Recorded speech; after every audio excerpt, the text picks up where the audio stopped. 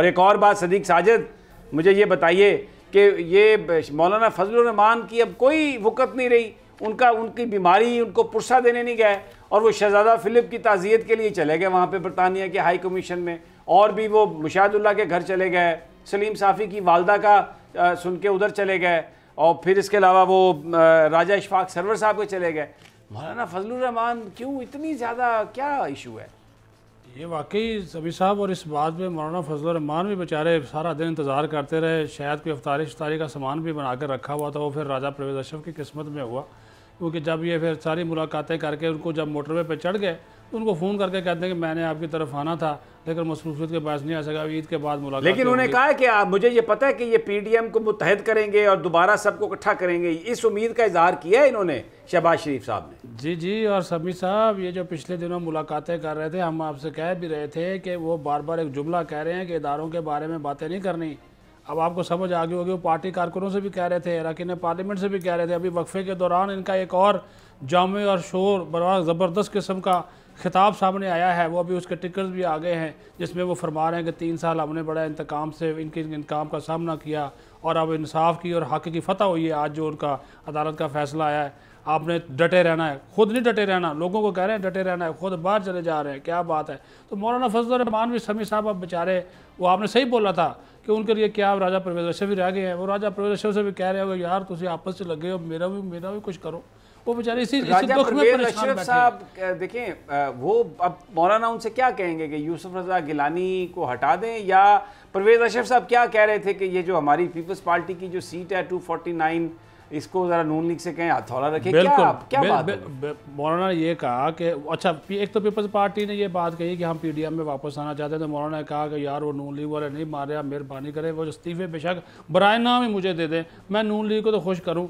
और तो इस्तीफा देने में क्या हर्ज है? अगर इस्तीफे मौलाना भी जमा कराएं तो वो तो इफेक्टिव नहीं होंगे। बिल्कुल नहीं होंगे, यही बात इंडिविजुअली बुला के पूछेंगे। और उन्होंने कहा इस्तीफे लेकर आ जाएंगे, मैं नून लीग को मना लूंगा, बात खत्म हो जाएगी। दूसरा उन्होंने बिल्कुल राजा प्रेसिडेंट बाजू ने कहा जी नून लीग से आप भी बात करें, NA 249 हमने इनका जो खुशाब का रिजल्ट माना, डस्का का माना, तो हमारा भी रिजल्ट माने, क्यों उसकी बार बार कभी कहते हैं रिकाउंटिंग कराएं, कभी कहते हैं ये कराएं, वहाँ पर हारे हुए हैं तो वो सीट हमें मिलनी चाहिए। अब देखें, वो उन्होंने ईद के बाद कहा है कि जरदारी और मौलाना फजलुर रहमान की मुलाकात होगी, और वैसे भी जो इस वक्त की सूरत हाल आपको पता है कि जरदारी और मौलाना फजलुर रहमान की कुर्बतें माजी में भी रही हैं, अब भी होंगी, लेकिन बेचारे मौलाना फजलुर रहमान कोशिश उनकी भी यही है कि उनकी आप पिछले दिनों कह रहे थे ना कि ये जो पुरसरार खामोशी है मौलाना फजलुर रहमान की किस वजह से है, वो बेचारे रास्ता ढूंढ रहे हैं कि मुझे भी कोई पूछे तो सही, लेकिन वो देखें शहबाज शरीफ उनको पूछे बगैर ही बाहर चले गए। तो राना साहब रास्ता मिल जाएगा मौलाना साहब को? देखें समी साहब, ये जो सदीक साजिद साहब बात बड़े शरारती हैं वैसे, ये बड़ी बातें आप देखें कि हर तरफ नौसरबाजी है।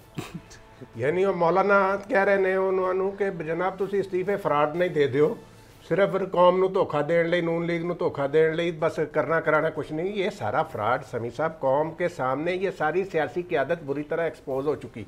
अब इनके पल्ले कुछ नहीं रहा।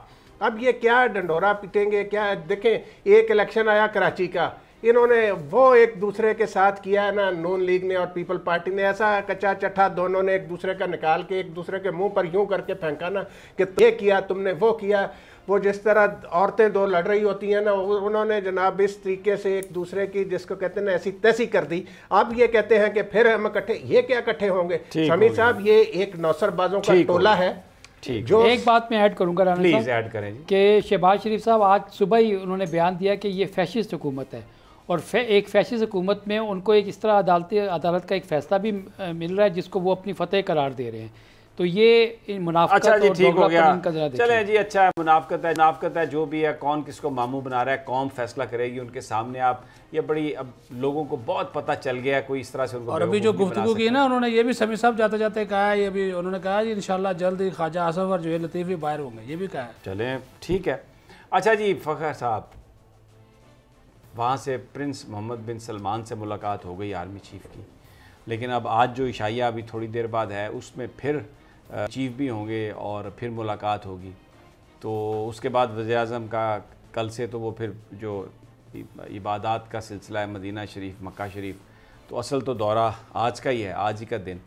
तो पहले भी मुलाकात हुई प्रिंस मोहम्मद बिन सलमान से, तो ऐसा नहीं लग रहा कि जो डिटेल्ड जो डिस्कशन इश्यूज़ के हवाले से, वो तो शायद जनरल कमर जावेद बाजवा साहब से हो गई होगी। अब ये जो प्राइम मिनिस्टर से जो मुलाकात होगी, ये तो एक कंक्लूडिंग रस्मी, कोई इस तरह की कहानी लगती है आपको? क्या ख्याल है? बिल्कुल सही कहा आपने कि जो पाकिस्तान और सऊदी अरब के दरमियान जो ताल्लुकात हैं और ख़ास तौर पे दिफाई ताल्लुकात जो हैं, उसके अंदर आर्मी चीफ़ के दौरे से एक नई बुनियाद डली है और उसकी तफसीलात जो हैं वो तय कर ली गई हैं और उनको बाकायदा अब वज़ीर-ए-आज़म की जब क्राउन प्रिंस के साथ मुलाकात होगी तो उसमें उसको फ़ाइनल कर दिया जाएगा। इसी तरह से जो दोनों ममालिक के दरमियान एनर्जी और तिजारत के शोबे में ताउन जो है उसको मज़ीद फ़रोग़ दिया जाएगा। बुनियादी वजह जो पाकिस्तान और सऊदी अरब के ताल्लुकात में एक नए दौर का आगाज़ की ये बन रही है कि अमेरिका की जो मिडल ईस्ट की तरफ जो ख़ारजा पॉलिसी थी उसमें एक शिफ्ट आया है, जिसकी वजह से सऊदी अरब ने भी ईरान के साथ अपने ताल्लुकात को नॉर्मल करने की कोशिश की है।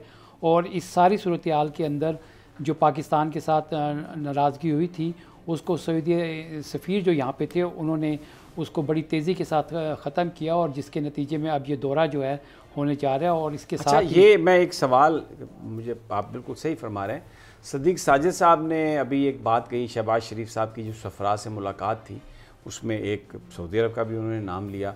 आप भी कुछ मेल मुलाकातों की बातें बता रहे हैं। माजी में हमने देखा कि सऊदी अरब का एक बड़ा पिवटल रोल था, शरीफ ख़ानदान को उन्होंने अपने पास रखा भी, परवेज़ मुशर्रफ साहब से रियायत भी दिलवाई, सारा कुछ हुआ। अभी भी कोई इस तरह का आपको अंदाज़ा है कि something of that sort might be in play? जी बिल्कुल, ये जो बैक चैनल सफारतकारी जो थी उसके अंदर इसमें तुर्की का एक बड़ा किरदार था, सऊदी अरब का था और कतर की जानिब से भी किरदार जो था वो अदा किया गया। और फिर यूएई जो है, अब आपको पता है कि शरीफ फैमिली की सऊदी अरब के अंदर भी इन्वेस्टमेंट है और यूएई में भी इन्वेस्टमेंट है, तो इस वजह से उनके दरीना ताल्लुकात हैं और वो उन ताल्लुकात को पस पर्दा इस्तेमाल करते रहे हैं, जिसकी वजह से आप देखें कि ये सारी जो डेवलपमेंट हो रही है इसके कनेक्शंस हैं। एक तरफ पाकिस्तान और भारत के दरमियान जो लाइन ऑफ कंट्रोल पर कशीदगी चल रही थी उसको वहाँ पे सीज़ फायर हुआ और अब आगे जा कर के यूएई के अंदर जो खुफिया मुलाकातों के हवाले से बैक चैनल डिप्लोमेसी चल रही थी कि पाकिस्तान और भारत के दरमियान, उसके हवाले से मामला चल रहे थे। फिर इसके साथ साथ एक जो पीसीएल के जो बाकी मैचेस हैं वो भी यूएई में दोबारा शिफ्ट हो गए हैं, वापस चले गए हैं। अच्छा, एक सवाल है कि भाई से मुलाकात होगी वहाँ पर, शहबाज शरीफ साहब उनके साथ मशवरा करेंगे नवाज़ शरीफ साहब के साथ। बहुत सारे लोग कहते हैं कि ईद के बाद सियासत में तेज़ी आ जाएगी, बजट सेशन जो है इसमें बहुत कुछ होने का इम्कान है। आपके पास क्या इत्तलात हैं कि वो जो भी करने की कोशिश की जा रही है, जो भी MPs MNA से कहा शहबाज साहब ने कि मफाहमत की पॉलिटिक्स, तो आपको लगता है कि ये बड़ा हंगामा खेज़ इजलास होगा और एक नई फिर वो कॉन्फिडेंस लेके मियाँ साहब से गुफ्तगू करके आएंगे, मरियम साहबा अगेन चुप साध लेंगी, खामोश हो जाएंगी? क्या आपको क्या लगता है? बिल्कुल, जो ख़ास तौर पे अफ़गानिस्तान और कश्मीर के जो इश्यूज़ हैं उसके ऊपर chief of army staff general Qamar Javed Bajwa का बुनियादी फ़ोकस है और इस वजह से मुल्क के अंदर इस्तेकाम जो है वो ज़रूरी है। तो ये जो बजट सेशन है और आने वाला है ये तो स्मूथली पास हो जाएगा, इसमें कोई इतनी ज़्यादा आपको ऑन ग्राउंड सियासत जो है वो नज़र नहीं आएगी, लेकिन फिर बजट पास होने के बाद यानी कि जुलाई अगस्त के अंदर जो कौमी हुकूमत की बातें या इस हुकूमत को गिराने की बातें, नून लीग, इत्तेहाद, ये वो अंदरूनी साजिशें, लगता है आपको फुल फ्लेज होंगी? बिल्कुल, इमरान खान जो वज़ीर-ए-आज़म हैं उनके जो करीबी ज़राए हैं उनकी जानिब से ये इंडिकेशन है कि इमरान खान कोई बड़ा फ़ैसला कर सकते हैं और कोई बड़ा स्टेप उठा बहुत शुक्रिया फ़खर आपका, राना ताहिर साहब आपका भी और सदीक साजिद आपका भी बहुत शुक्रिया। जो हवाएं चल रही हैं वो बता रही हैं कि उसमें खुशबू ऐसी है कि बारिश भी हो सकती है, तूफ़ान भी हो सकता है और न जाने और क्या क्या चीज़ें अनफोल्ड हो सकती हैं। जिस तरह अब ये फ़ैसले हुए हैं, ये कोई आम बात नहीं है कि एक सज़ा याफ्ता पहले चला गया, फिर उसका ज़मानती वो भी इतनी आसानी से अगले चंद घंटों बाद यहाँ से चले जाएंगे। तो एहतसाब और बड़े आदमी को पकड़ना, एक पाकिस्तान बनाना, छोटे को पकड़ना छोड़ना, ये सब एक बेमानी सी गुफ्तगू है। इंशाअल्लाह सोमवार को मुलाकात होगी और अगले जुमे प्रोफेसर गनी जावेद हमारे साथ होंगे। वो अपनी बीमारी की वजह से उन्होंने 2-3 हफ्ते छुट्टी ली, अल्हम्दुलिल्लाह अब उनकी सेहत बहुत बेहतर है।